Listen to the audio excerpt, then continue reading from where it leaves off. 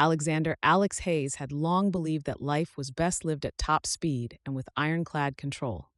As the founder and CEO of Hayes Technologies, a global leader in software innovation, he inhabited a realm of efficiency. Private jets, chauffeured cars, penthouse suites, these were fixtures of his existence, ensuring every transition in his day was frictionless. After all, time was money, and he'd built his empire on harnessing every second for maximum productivity. His board members, staff, even his close friends joked that Alex's travel style was beyond first class. His customized private jet offered not just plush seats, but also live conference capabilities, an AI-driven cockpit interface, and a personal chef. He rarely, if ever, opted for commercial flights, let alone mundane forms of transportation like trains. But beneath that polished success story, something restless churned in Alex's heart. Over the past year, he found himself going through the motions on autopilot. Days blurred in a whirl of meeting rooms and airport lounges, with no genuine downtime to reflect on what he wanted beyond pushing Hayes Technologies to further heights. An intangible emptiness gnawed at him, a sense that while he was conquering markets, he was losing sight of simpler joys. Night after night, he tossed in the lavish bed of his penthouse, feeling an odd hollowness he could not name. On a particularly restless night, just hours before he was scheduled to fly from New York to San Francisco for an investor conference, Alex stared at the ceiling of his bedroom, the city's neon glow filtering through the curtains. In that hush, an unresolved tension pressed on him. He no longer derived joy from accomplishing or from traveling in seamless comfort. Instead, everything felt orchestrated, as though he was an actor in a perpetual corporate drama. The next morning, he was supposed to head to the airport at dawn, accompanied by his usual staff and black SUVs. But an impulsive idea seized him. What if I canceled the jet? What if I tried something different, truly slowed down? His heart thumped at the thought of a cross-country train. He had never traveled that way before, not in decades. It sounded whimsical, maybe even inefficient. But that was exactly the point. Freed from the instantaneous leaps of private aviation, he might rediscover a dimension of life he'd lost. He dialed his assistant, who was stunned to hear him say, "Scrap the flight. Book me a ticket on the next cross-country train to San Francisco." His assistant's protests, "That'll take days," fell on deaf ears. Alex's mind was made up.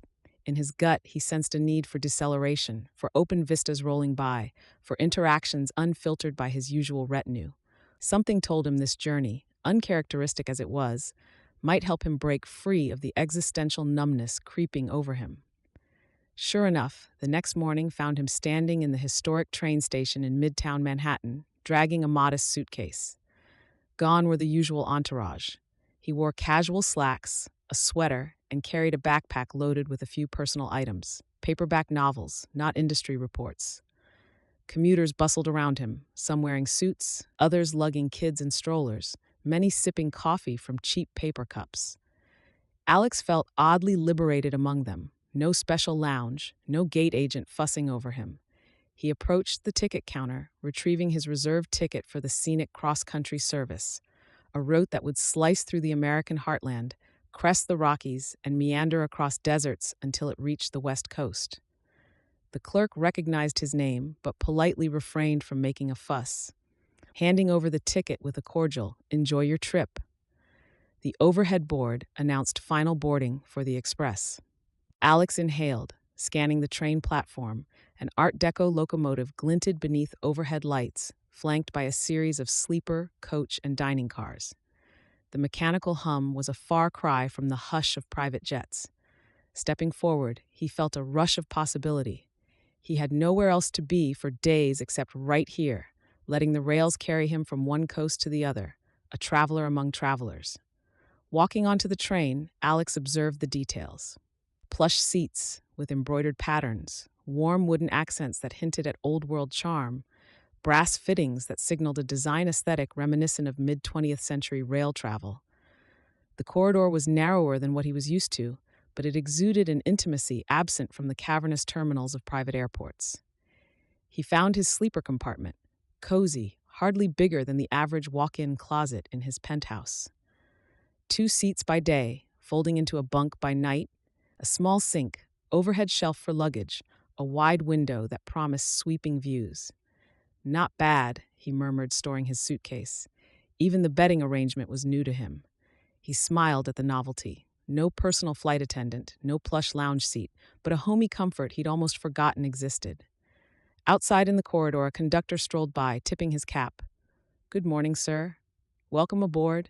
If you need anything, just ring the call bell in your compartment." Alex nodded in thanks, noticing how earnest and direct the man's tone was. No bowing, no stilted politeness that often greeted him at exclusive clubs. This felt delightfully normal. Curiosity propelled Alex to explore the train. Tucking his wallet and phone into a slim shoulder pouch, he slid the compartment door closed. He navigated down the narrow passage, occasionally pausing to let a passing passenger slip by. Snippets of conversation drifted to his ears. Families excited about vacation, older couples discussing scenic vistas, a college student complaining about heavy textbooks. He made his way through the coach cars, glimpsing travelers dozing or reading, overhead racks laden with backpacks. He passed a small lounge area, overhearing quiet chit-chat about destinations, the marvel of train journeys. He realized with a mild shock how rarely he simply listened to ordinary people's stories. On his private jet, he was sealed off from the everyday hum of human experience. Eventually, he found a more lavish observation car, large windows curving overhead, comfortable swivel seats facing the panorama outside. At present, the view showed the outskirts of New Jersey, rolling past in a blur of industrial lots and highways. Even that felt mesmerizing in its raw, real sense. He was traveling like everyone else, no special privileges or segregated lounge. Something within him lightened, as though an invisible chain had been severed. Returning to his compartment, he settled in, letting the gentle rocking of the train lull him into a new state of calm. He rummaged for a novel, a paperback detective story. He read the first pages as farmland replaced city sprawl, losing track of time until a subtle pang of hunger reminded him it was lunchtime. The aroma of coffee and grilled sandwiches from the nearby dining car drifted to him. Smiling, he closed his book, deciding to see what the train's dining experience offered. When Alex stepped into the dining car, his senses were met by bright natural light pouring in from large windows, the rhythmic clickety-clack of the wheels, and the muted hum of passengers conversing over meals. Crisp white linens covered each table, though they were undeniably more modest than the starched cloths in high-end restaurants. Servers in neat uniforms bustled around. The smell of freshly brewed coffee and sizzling eggs hung in the air. Scanning for a seat, he realized seating was communal, especially during prime mealtimes. The server, a friendly middle-aged woman named Ingrid, waved him toward a table that already had one occupant. He approached, feeling a flutter, not typical for him. Maybe he was just adjusting to the train's social dynamics. The occupant was a woman with auburn hair loosely tied into a bun, wearing a soft sweater that hinted at comfort rather than formality. A thick notebook lay beside her plate, along with a half-empty coffee cup. She gazed out the window, watching farmland pass by, a faintly wistful expression on her face. He cleared his throat quietly. "Hello, may I join you?" She turned, eyes meeting his with mild surprise. "Of course," she said, a gentle smile forming. "They tend to seat strangers together here. Adds to the charm, I guess." He slid into the chair opposite her. "I'm Alex," he offered, setting his phone aside on the table. "New to train travel." "Marina Thompson," she replied, adjusting her notebook. She took in his tailored jacket, the subtle aura of a man used to better-than-average accommodations. "Your first big rail trip?" He nodded, a half-amused grin. "That obvious," she chuckled softly. "A little. You have the wide-eyed look of someone unaccustomed to dining car seating protocols." Another passenger approached, but the server directed them to a different table, leaving the two with a bit of privacy. Their server, Ingrid, reappeared bearing menus.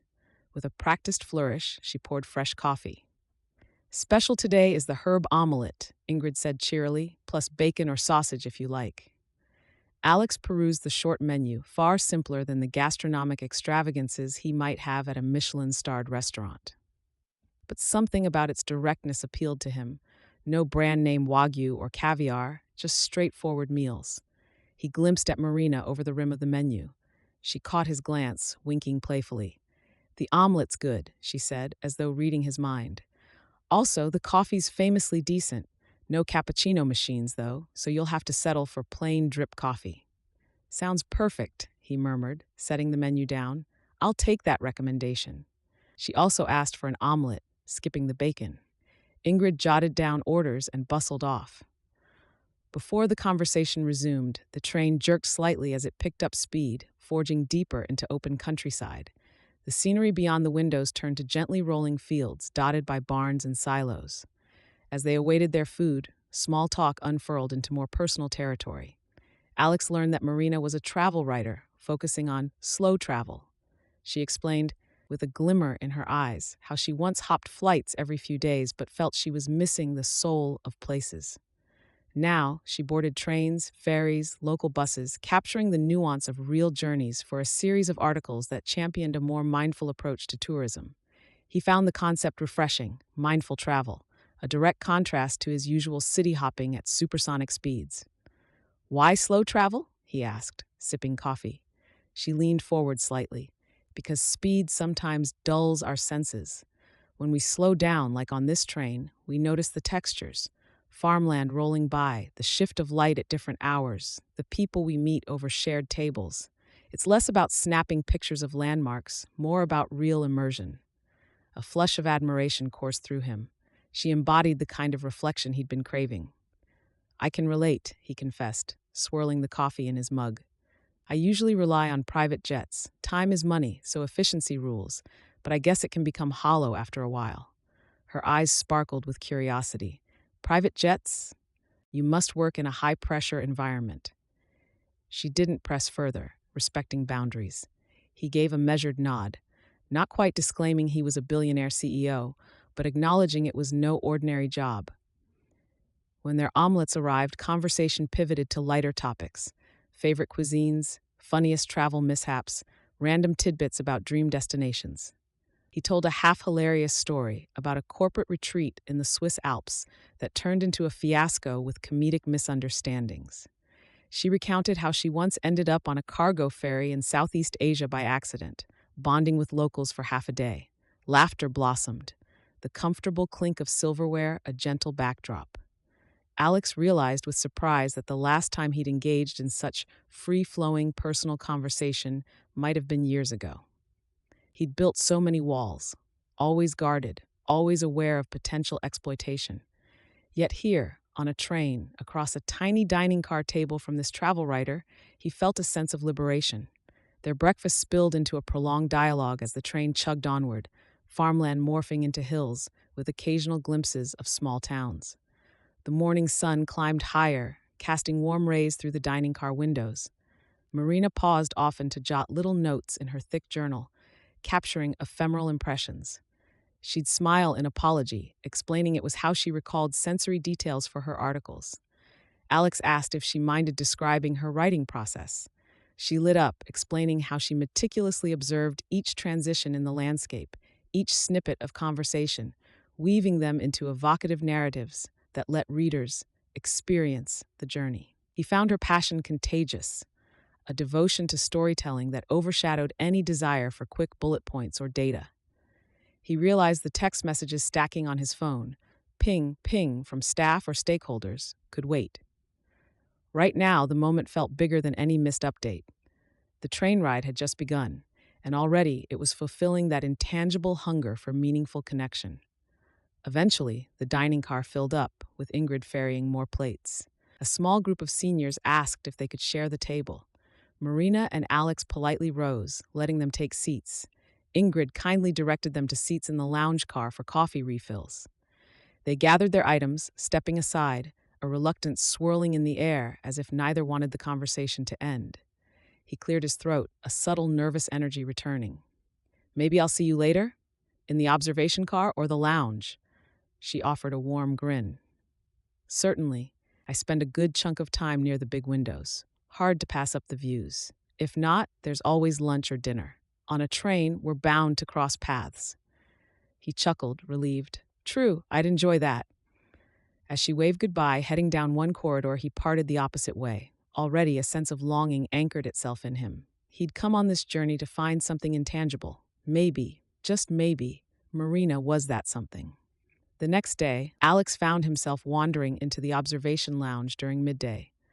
Large glass windows curved across the roof, unveiling mountains on the horizon. Patches of farmland receded as the train approached foothills. Several travelers gazed out in silence, mesmerized by the cinematic sweep of the passing terrain. He spotted Marina perched by a panoramic window seat, scribbling in her notebook. A content warmth spread through him at the sight of her. She glanced up, eyes lighting in recognition. "Hey, seat's free," she said, patting the chair next to her. He settled in, posture relaxing as the train jostled gently along the tracks. She shared details about the day's journey. They'd soon climb into mountainous regions, pass through scenic canyons. She described how she'd traveled the route once before, though in reverse, and that the next 48 hours would be the most beautiful segment. "How's your work going so far?" he asked. She chuckled. "Slow travel demands slow writing, but yeah, I'm capturing impressions."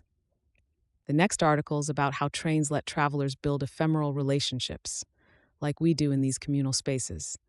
People who'd never speak in a plane or rush hour might share a meal or watch the sunset together here. That's the magic I'm after. He nodded, feeling it firsthand. Their meeting was testament to that. He admitted that usually, on planes, he'd bury himself in documents or emails. Rarely would he engage a fellow passenger in real conversation. "That is magical," he agreed, scanning the lounge's gentle hum of voices. "I'm starting to see how we're all traveling, forging these fleeting connections, parted by final stops." She eyed him thoughtfully. "And sometimes not so fleeting if we're lucky." His heart thumped. The significance of her words, a possibility that this train conversation might lead to something lasting, filled him with a quiet thrill. Dinner that evening found them sharing a table in the dining car once more, by unspoken agreement. The overhead lights cast a cozy glow on the linen-clad tables as the train rattled through a patch of low hills. This time, they each tried the chef's special braised beef, which turned out surprisingly flavorful. Their conversation dug deeper. She asked about Alex's life prior to Hayes Technologies. He spoke of a modest upbringing in a suburban environment, discovering a passion for code in his dad's basement, forging the first lines of software that would eventually catapult him into the tech stratosphere. He told a sanitized version of the empire he now headed, still not fully disclosing, "I'm a billionaire," but revealing that he led a substantial operation. She gleaned more from his hints but let him keep certain details. In turn, she bared glimpses of her heartbreak, a broken engagement. The fiancé had wanted her to settle, but she had the traveling bug.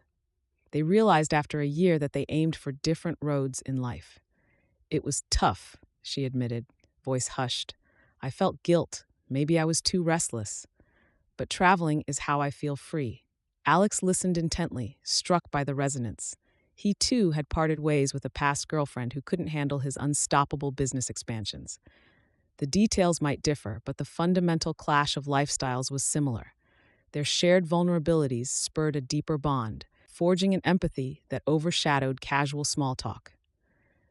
By the time dessert arrived, chocolate pie for him, a fruit tart for her, they were leaning across the table, voice low, as though protecting a budding secret from the rest of the dining car.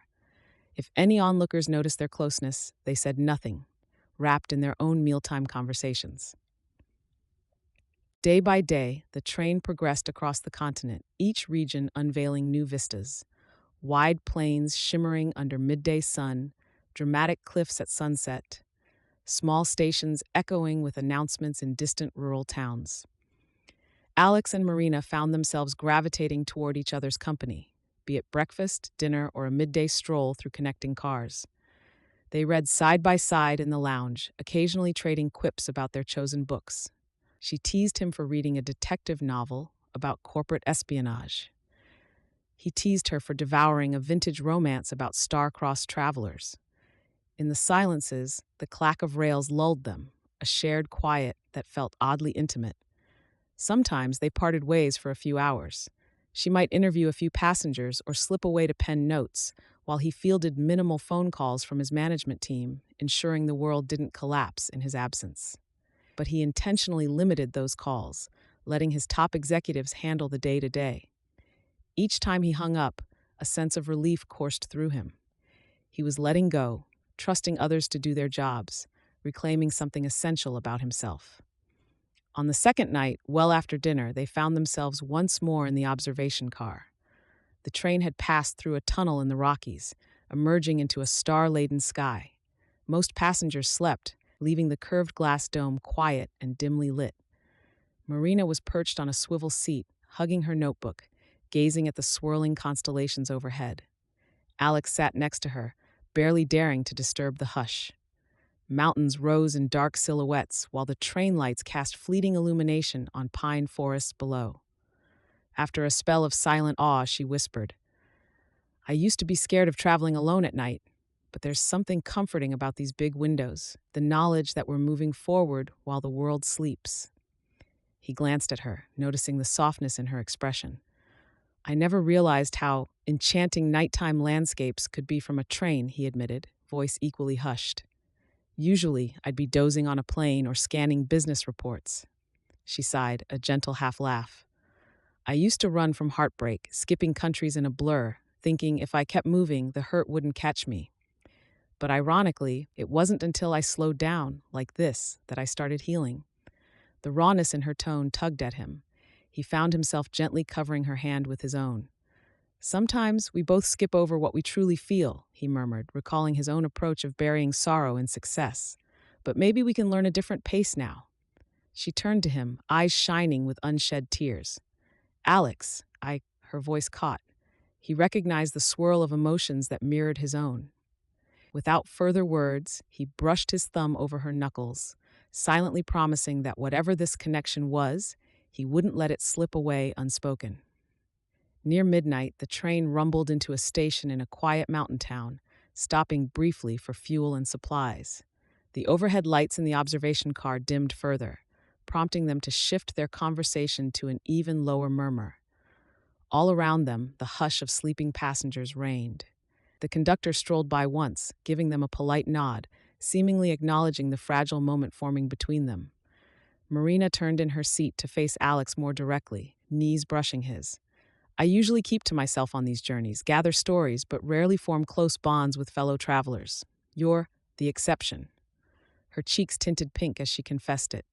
He swallowed, emotions swirling. "I feel the same. I planned this trip to find something intangible. I never dreamed it'd be a person." Their eyes locked, the tension thick enough to taste. Percent. A flood of confessions hovered on the tip of his tongue, that he was the CEO of a multi-billion-dollar tech empire, that he built a fortress around his heart to keep gold diggers or yes-men away, that she was the first in memory who cut through that fortress so effortlessly. But he refrained from blurting everything. The moment wasn't about unveiling wealth, but forging a deeper emotional truth. Instead, he softly admitted, "You make me want to be honest about who I really am, not the persona people see." She recognized his sincerity, though lacking specifics. She nodded, reaching for his hand. In the hush, their faces inched closer, breath mingling. She parted her lips as if about to speak, but in a quiet, fateful second, they shared a gentle, searching kiss, the plush seat pressing behind them, the train's gentle sway cradling them. In that stolen moment, the rest of the world, the entire train even, blurred away. Her lips were warm, her presence certain. He felt a rush of tenderness that overshadowed all the board deals or product launches that once consumed him. When they parted, she exhaled a trembling laugh. I didn't plan that," she whispered. He gave a self-conscious grin, heart-pounding. "Me neither, but it felt right." They lingered, foreheads touching, starlight overhead. In a single fleeting moment, the train journey metamorphosed from a means of transportation to a catalyst for two hearts seeking solace and renewal. The next day, Alex woke with a swirl of excitement and mild nerves. The train now carved through spectacular mountain passes by day, presenting endless backdrops of grandeur. Meanwhile, he anticipated the final leg across desert plains, culminating in a scenic route along the West Coast.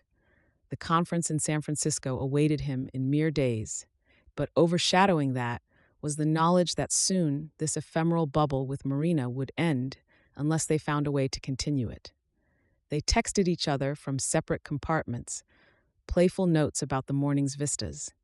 She teased him about oversleeping and missing sunrise. He teased her for hogging the best seat in the observation car. By midday, they met for lunch again in the dining car. Those seats were full, so they settled for a quick meal near the lounge, half laughing at how the train's final days had grown more crowded with new passengers boarding at major stops. By late afternoon, they realized the dining car was quieter and decided to have an early farewell dinner. The knowledge that the train would arrive in San Francisco the next morning hung over them like a bittersweet cloud. They chose a table by the window, ordering the day's special, rosemary chicken with roasted vegetables. The conversation began lightly, but a sense of unspoken weight lingered. Finally, as the main course arrived, Alex cleared his throat, determined to share something crucial. "Marina," he began softly, "there's something I need to tell you about my job." She paused mid-sip of water, concern flickering in her gaze. "Okay," he exhaled. "I said I run a tech company, but I'm not just a manager or a mid-level executive. I'm the founder and CEO of Hayes Technologies. Some call me a billionaire." Her eyebrows rose. Recognition dawned. The Hayes Technologies, the multi-billion-dollar corporation that revolutionized software in half a dozen industries? A nod, tension gripping his chest. "Yes, I withheld it because I wanted this train experience to be real, not overshadowed by my wealth. I wanted you to see me as Alex, not the figure they put on magazine covers." She set down her fork, a swirl of emotions crossing her face. Surprise, mild hurt, but also understanding. "I can see why you waited," she said quietly, "but you are the Hayes." She let out a breath, scanning his features for sincerity. "So this entire time, you're that man with a global empire?" He offered a small, apologetic smile. "Yes, and the empire often feels like a burden. This trip was me stepping away from that. Then I found you." Marina's expression softened. She reached across the table, covering his hand with hers. "Thank you for telling me. This doesn't change who you are to me, the one who gave me half his omelet the other day because I said it looked better than mine." She laughed softly, watery relief in her eyes. He swallowed a lump of tension, gratitude surging. "So, you're not angry?" She shook her head. "No, surprised, sure, but I get it. I'm just glad you trust me enough to be honest." In that moment, a wave of relief nearly choked him. He squeezed her hand. "I do." They resumed eating, the tension replaced by a new closeness. Freed from secrets, they spoke more candidly about how running a multinational weighed on him, how he rarely found people willing to treat him like a normal person. She responded with empathy, not pity, reaffirming the sense that maybe they had stumbled upon something bigger than chance. Late that night, the train rumbled across desert expanses under a star-laden sky. By sunrise, it glided along scenic coastal edges, the Pacific glimmering in dawn's light. Passengers bustled, collecting luggage, excited or wistful as the final approach to San Francisco neared. In the observation car, Marina leaned on the railing, eyes scanning the ocean. Alex stood beside her, hand lightly on the small of her back. She gave him a small, sad smile. "It's the last leg, isn't it? Hard to believe we're almost done." He nodded, a swirl of yearning. "I'm not ready for this to end," she exhaled. "Me neither, but the train's not our only link. We can see each other again, right?" He turned, gently tilting her chin up to face him. "We can. We should." Quiet emotion thickened his voice. "I want to share my world with you, my real world. If that means you visit me, or I come to you, or we meet halfway, I can arrange it." Her lips quirked in a tender half-smile. "I'd like that, Alex. Travel writing is flexible. I can stay in the city for a bit, or you can join me on some train routes for your own slow travel redemption arc." He laughed, a spark of excitement banishing any gloom. "Deal." At last, the train screeched into San Francisco Station, steam drifting in the golden morning light. Passengers disembarked, pulling suitcases. Alex and Marina lingered in the corridor, finalizing details on how to stay in touch. He scribbled a direct line to his personal assistant, plus his own private email. She gave him a card for her travel blog and freelance site. On the platform, the swirl of activity enveloped them. A swirl of acquaintances from the train parted ways, hugging or shaking hands. Some recognized them as the pair who often dined together, offering goodbyes or well wishes. Marina stood with her small luggage by her side, letting out a shaky breath. "I'll be staying near the pier for a few days, hostel as usual. Could we meet up in the city sometime? He nodded, relief flooding him. Yes, let me show you around. The real city, not just the tourist traps. With that, an unspoken swirl of hope rose. They parted with a soft, meaningful kiss on the cheek. She whispered, "Thank you for choosing the train." He choked up a bit. "Best decision I ever made." Watching her roll her suitcase away, melding into the station's crowd, he felt the distinct sense that a life chapter had opened. The train journey ended, but a new journey, their journey, was just beginning. Over the following weeks, Alex juggled his investor conference in San Francisco, unveiling new software solutions. But his focus often drifted to thoughts of Marina, the woman who'd made him realize life could be more than perfectly orchestrated deals. She too roamed the city, exploring side streets, ferry rides across the bay, and local markets. They coordinated lunches or evening strolls, him finishing corporate obligations, her finishing a day's writing or interviews for her slow travel articles. She teased him about how a big tech CEO found time to watch street performers at Fisherman's Wharf or sip coffee in hidden alleys near Chinatown. He teased her about how she toted a mountain of notebooks in her bag, always ready to capture a snippet of overheard conversation or a golden hue in the sky. Bit by bit, they fused their worlds. She accompanied him to a philanthropic event one evening, where she charmed a circle of entrepreneurs with her sincerity. Meanwhile, he realized how often he needed her grounded perspective, her capacity to see wonder in the mundane. He started letting his staff handle more expansions, not out of negligence but trust, recognizing that relinquishing total control might let him actually live. Months passed, filled with visits to each other's domains. She hopped a slow train route to see him in Manhattan for a major tech expo. He joined her on a short local train trek for a travel feature in the Southwest. Their romance deepened, layered by honest confessions of personal scars and professional demands. She glimpsed more of his wealth and power, staying calm, never letting it overshadow their emotional bond. He, in turn, learned to speak freely about vulnerabilities, letting down the stoic facade. One crisp autumn day, after they concluded an East Coast trip together, Alex realized he wanted her in his life permanently. He booked another cross-country train, this time not from compulsion but from a yearning to revisit the route that changed his life. Halfway through the scenic journey, in the dining car under the same gentle ambiance that once brought them together, he made a bold gesture. He rose from the table, rummaged in his jacket pocket, and produced a small box. Before her wide eyes, he knelt gently, the train lurching, and opened the box to reveal a modest but elegant ring. Eyes misty, he said, "Marina, you transformed how I see life. The day I canceled my private jet and stepped onto this train was the day I discovered genuine connection. I want to keep building that with you forever. Will you marry me?" Tears welled in her eyes, an emotional laugh escaping her lips. Passengers at adjacent tables quieted, sensing a moment. She nodded fervently. "Yes, Alex. 1,000 times yes." Soft applause and delighted smiles spread among bystanders. They embraced, the train's movement underscoring their vow to navigate life's rails together, no matter the bumps or unexpected stops. Thus, their story completed its circle. From a whim to renounce private jets for a slow cross-country train, to discovering love in the dining car, forging a bond that overcame differences in lifestyle. Because sometimes the greatest expansions in life aren't about corporate conquests or scaled efficiency, but about slowing down and letting serendipity guide you to someone who sees your heart beyond your titles.